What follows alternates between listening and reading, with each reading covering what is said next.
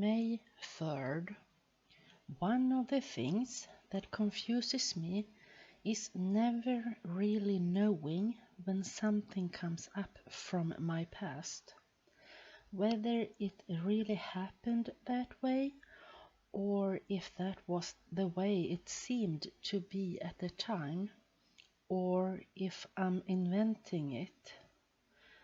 I'm like a man who's been half asleep all his life, trying to find out what he was like before he woke up. Everything is strangely slow motion and blurred. I had a nightmare last night, and when I woke up I remembered something. First, the nightmare. I'm running down a long corridor, half blinded by the swirls of dust. At times I run forward, and then I float around and run backwards. But I'm afraid because I'm hiding something in my pocket. I don't know what it is or where I got it. But I know they want to take it away from me, and that frightens me. The wall breaks down, and suddenly there is a red-haired girl with her arms outstretched to me. Her face is a blank mask. She takes me into her arms, kisses and caresses me, and I want to hold her tightly, but I'm afraid. The more she touches me, the more frightened I become, because I know I must never touch a girl.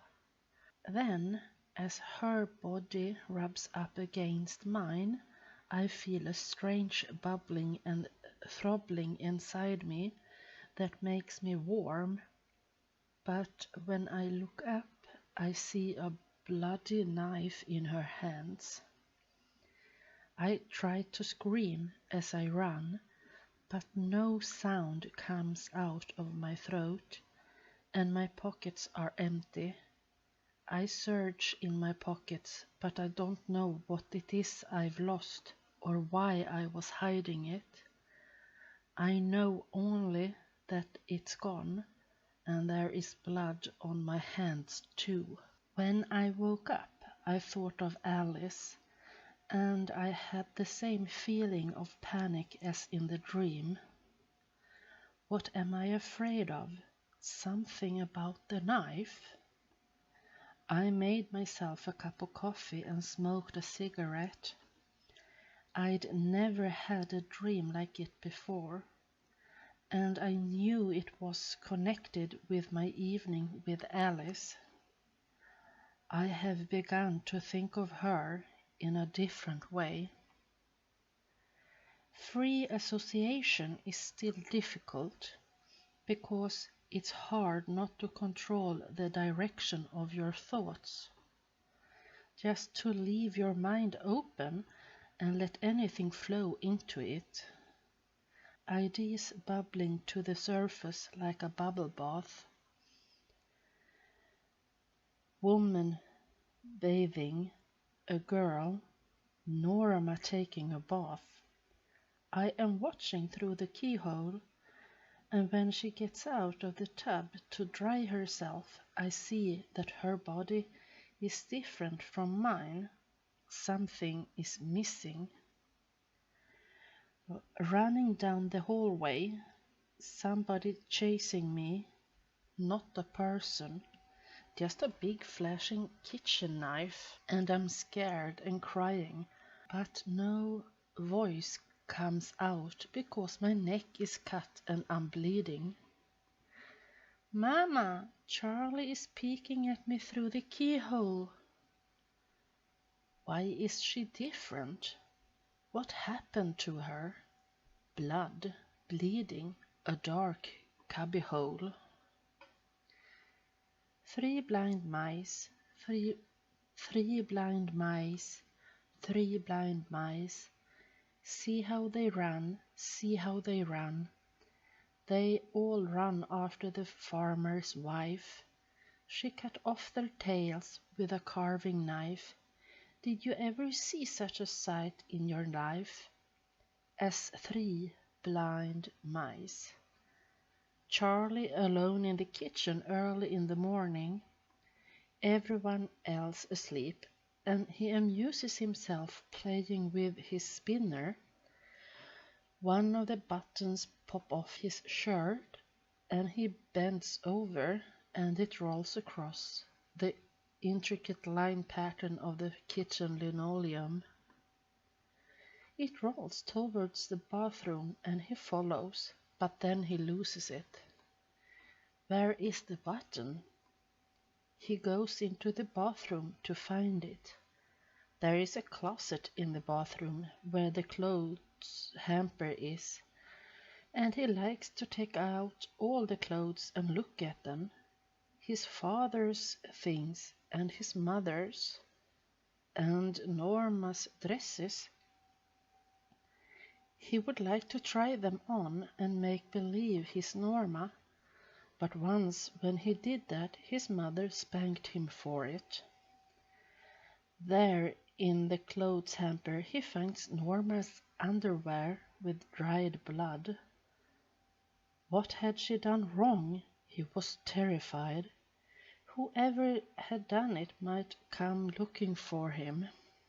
Why does a memory like that from childhood remain with me so strongly?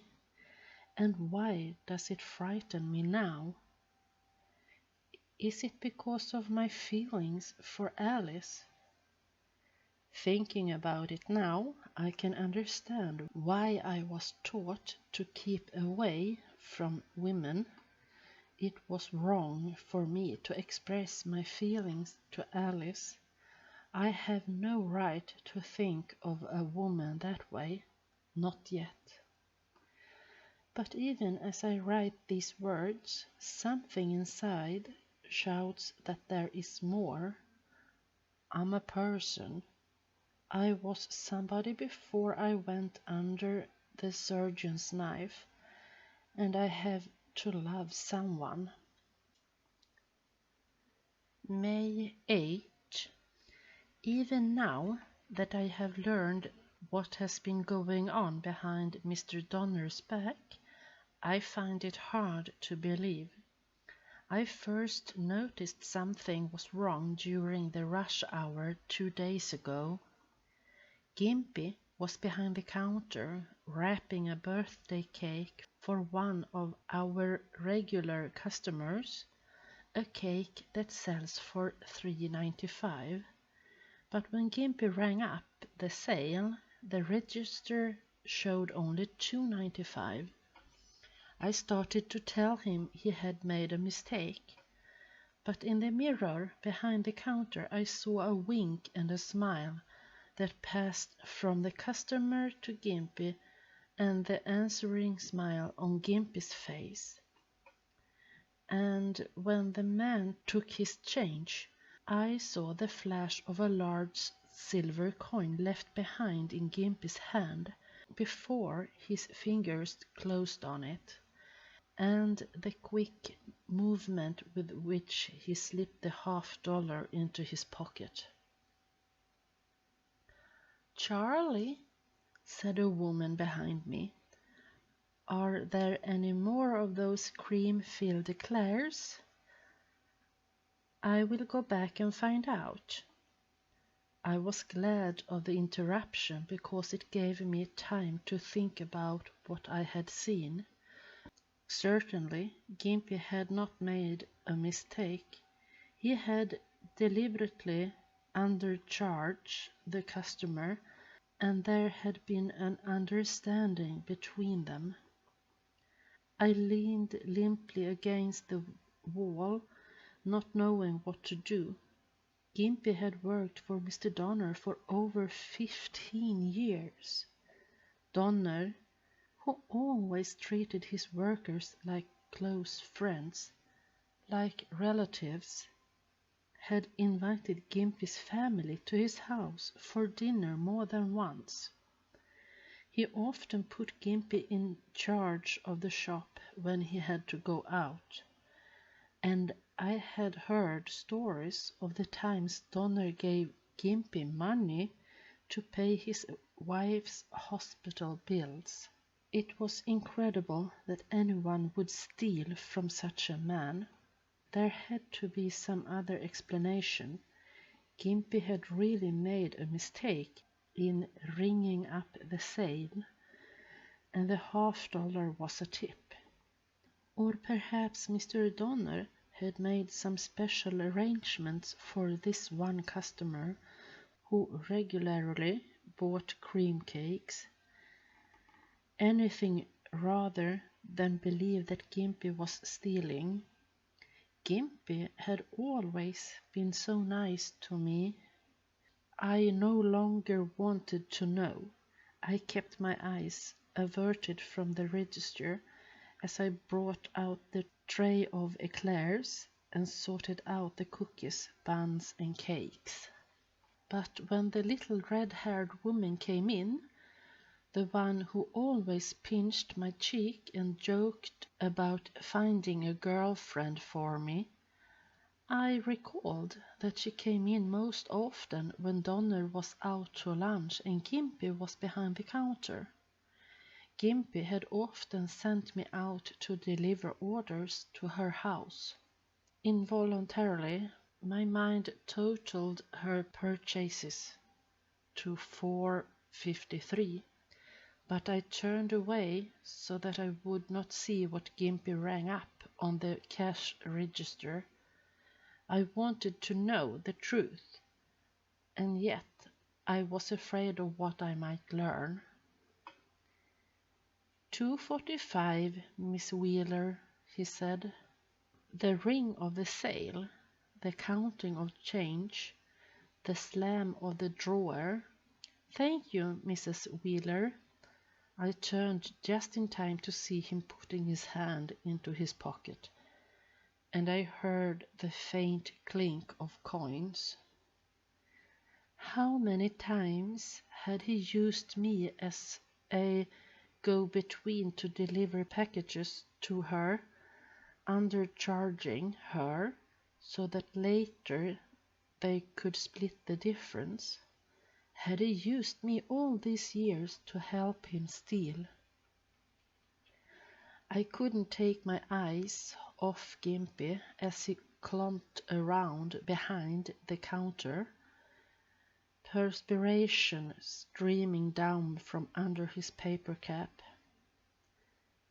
He seemed animated and good-natured, but looking up he caught my eye, frowned and turned away.